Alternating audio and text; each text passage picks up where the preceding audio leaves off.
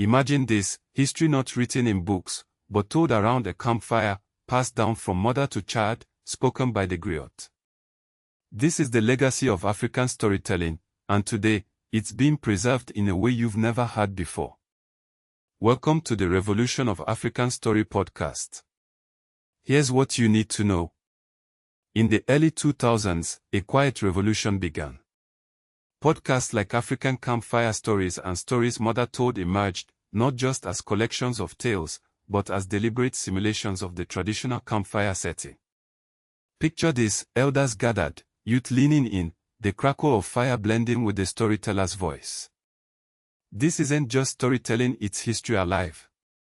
These podcasts, like African Campfire Stories, launched in the US market, are designed to mimic this sacred tradition. But it doesn't stop there. The Stories Mother Told podcast elevates maternal oral transmission to a distinct genre.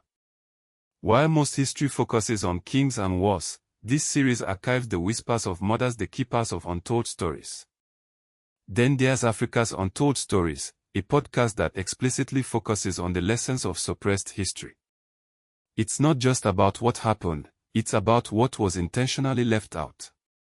This podcast, launched in the ESO market, challenges the colonial narratives that have dominated for centuries.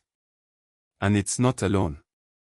Across platforms like Apple Podcasts and Amazon Music, over 15 distinct podcasts are dedicated to African history and storytelling.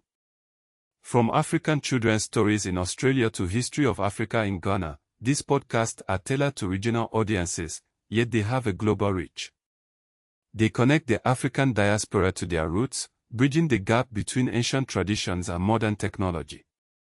Modern podcasters are the digital griots, using technology to perform the role of storytellers and historians. They're not just preserving history, they're reclaiming it. The Journal of African History podcast brings academic research to the public, making complex historical data accessible to everyone. These podcasts are more than entertainment, they are education. They're a counter-narrative to colonial historiography, focusing on the significant aspects of African history that were often omitted.